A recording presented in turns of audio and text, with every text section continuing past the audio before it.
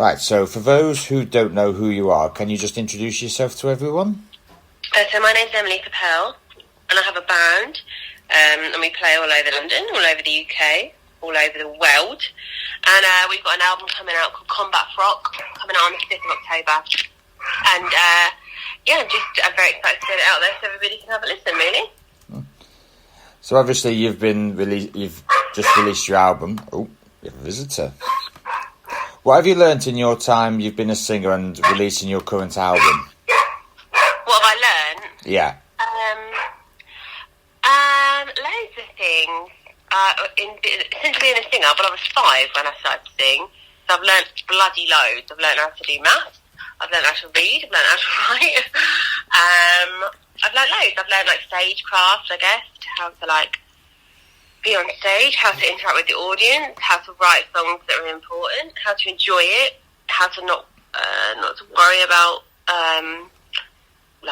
what other people think, I guess, in singing, and how to use social media to your advantage, that kind of thing.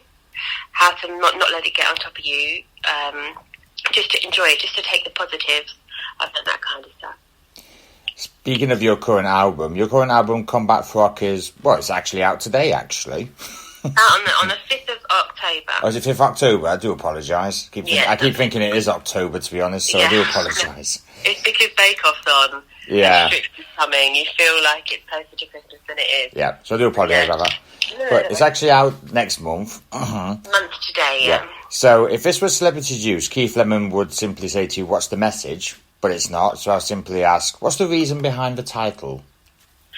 Because I love The Clash, and The Clash had a album called Combat Rock, and I've changed it to Combat FROCK. I wanted to get a big nod into the people that inspire me the most, I guess.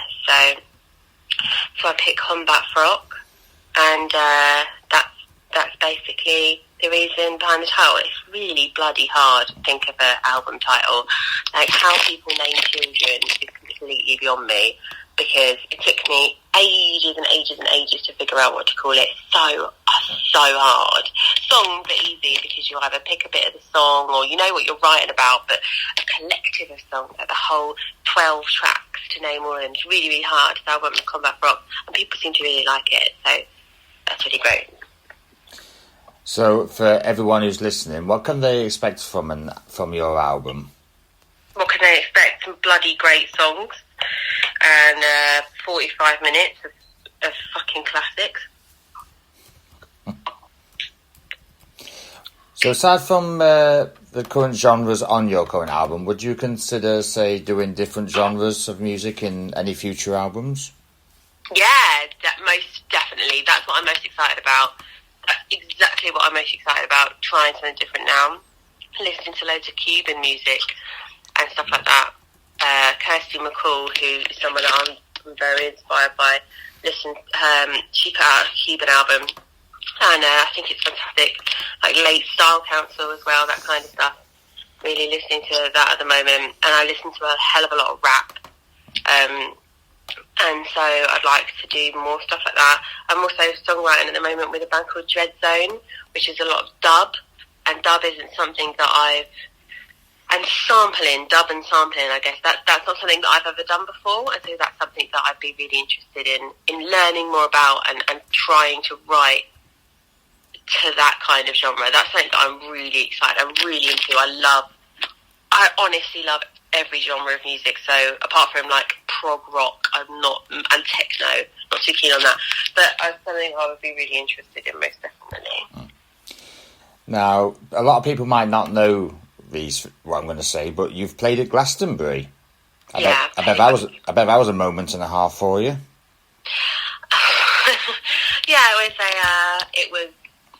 it was really hard work because it was a really wet year, a very, very, very wet year, and so there was just mud absolutely everywhere, and so it was really odd to play, and I found the whole experience completely exhausting.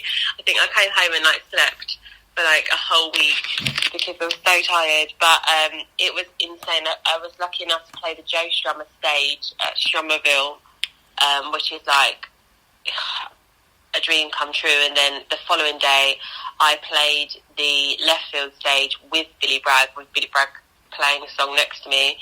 And so again, that was like a dream come true. I couldn't believe it. But the whole weekend, the weekend that we're talking about, the Glastonbury weekend, was the weekend of the Brexit result, and there was just thick mud everywhere, and so it was a really difficult weekend. But it was it just felt like an out of body experience, I guess. The whole thing was like, what is going on with the world? What's going to happen to us? And everything was covered in mud, and it was just raining. It was a really odd weekend, but my dreams were coming true. But then I didn't know what was going to happen. You know, David Cameron resigned, and we got the Brexit result, and it just felt like, oh my God, the world's going to implode. It was a really odd weekend. And when you're at Glastonbury, you don't necessarily have a lot of signal. So mobile phone signal, so you don't really know what's going on. So the whole weekend was just a bit nuts, really. I did come home and fall asleep for ages. Yep, you've also won Best Newcomer at last year's Bowisdale Awards. Has that kind of sunk in yet, or do you still think about it? That's a good question. Yeah, I guess it has sunk. I don't really think about it, to be honest. It was really nice to be nominated, to be invited. I remember getting invited and being like, oh my God, that's really cool.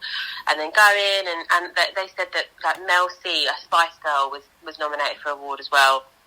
So the fact that there was going to be a Spice Girl there was like unbelievable. And then to be voted, to be nominated and then to win it, yeah, was really nice.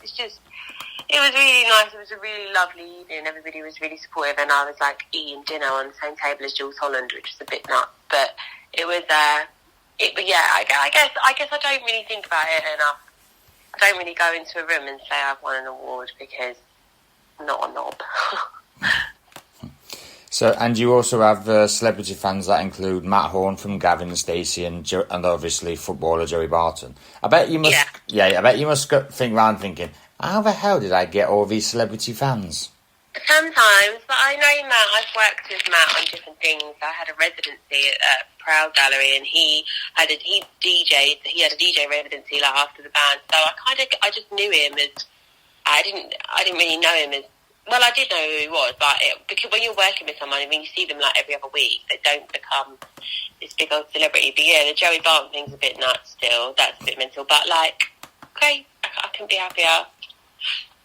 Who's the ultimate celebrity fan you'd like?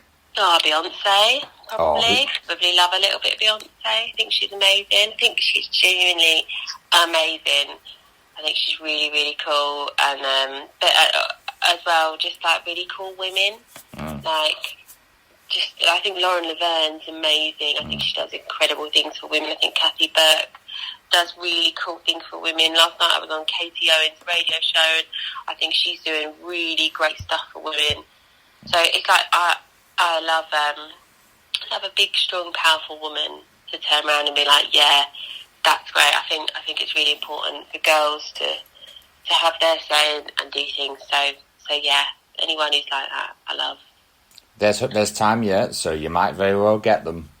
Hopefully, that would be amazing, going out for dinner with Beyonce. She'd be a lot taller than me, so I'd have to get some proper wedge shoes for that day. Now, speaking of, some people might not know this, but you did a vlog on your YouTube page last year called Emily CAPELL and the Three Pete Suite. So can we expect something something similar when you head out on tour? I kind of do it on my Instagram stories now. I do it all on that because it's just easier. Then you don't have to edit it and stuff like that.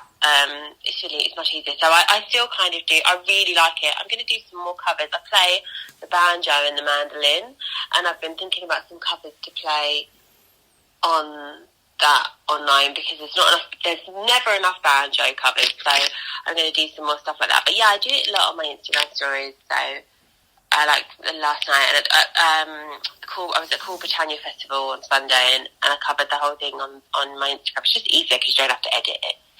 So yeah, I'm still going, but I'm just on Instagram now. And you're touring in October and November, I believe it is? I'm going on tour with the Selector in October and November. We've got the album launch date, which is on the same day the album comes out. It's the 5th of October. It's at the Camden Assembly, which used to be called the Barfly. And then in the new year, we'll have our own headline tour. It's because the Selector tour came up and it was something that I didn't want to turn down. And I thought it would be incredible to go on tour with the Selector. So we're going to do that with them, and then we're going to have our own headline show in the new year. All right, can't wait for it. And lastly, if anyone wants to buy Combat Frog or go and see you on tour, how can they go about it? It's all on my website. It's all online. If you just Google my name, it will all come up, and you can have a look and buy tickets from either my website or there's like C-tickets and that kind of thing. It's all online. The album is available to pre-order, and so it's something that really you can just Google. It's one of those things. Right, are you in the mood for a bit of fun? Always. Right, I do a little round called the What If round. It's kind of like, if I give you a scenario, it'd be a case of how would you answer it? Okay. So it's obviously the Capital FM Summertime Ball. I'm the organiser, and I say, Emily, we're allowing you to select the artists for this year's Summertime Ball. Money, no object. So what 10 artists or 11 artists would you have? Can they be dead? Can I bring them back to life? Probably just be alive. Oh, okay. Okay, so I can't have like Amy Winehouse or anyone like that. No. Okay. But you would obviously have Amy Winehouse, wouldn't you? Well, yeah, I think that would be quite handy. But okay, so a live one's ready. Get Yep. with it. Right. So we've got. I would like to have. Oh my god! Obviously, me. I'd like to play. You'll be headlining, obviously. Yeah. Can I headline? Yeah, So you're I'm headlining. Thanks, man. Then I would have. Who do I really, really love? Do you know what? I'm going to say it. I'm going to have McFly. I would like them to play. I would love McFly to play. Then I'm going to have the specials, so it's a bit of a funny old one. Then I'm going to have Big Audio Dynamite play.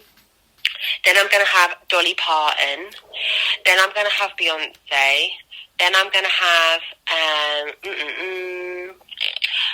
maybe the Beach Boys. But can everybody be really nice to Brian Wilson because he's super old and he needs as much help as possible. Then I'm going to have Ronnie Spector. Then I'm going to have then I'm going to have New Order, and then I'm going to have last one. I'm going to have it's really hard. Who should I have? I want someone really cool. I'm going to have James Hunter 6. I'm going to have them play because I think they're really cool. Interesting choices. Thanks. In a good sense. In a good way. Yeah. Special guest. Can I have special guest? You can do, Can yeah. I have Olivia Newton-John and John Travolta come on and do the end scene of Grease. Who doesn't like a bit of John Travolta and Olivia Newton-John? I love him. I think he's a ledge. Defo.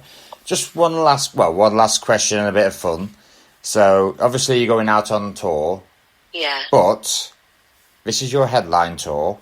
You can go anywhere in the UK with 10 concerts. It doesn't matter where it is or what venue it is. Where would you go? I can go anywhere in the UK and play 10 nights. Yep, anywhere.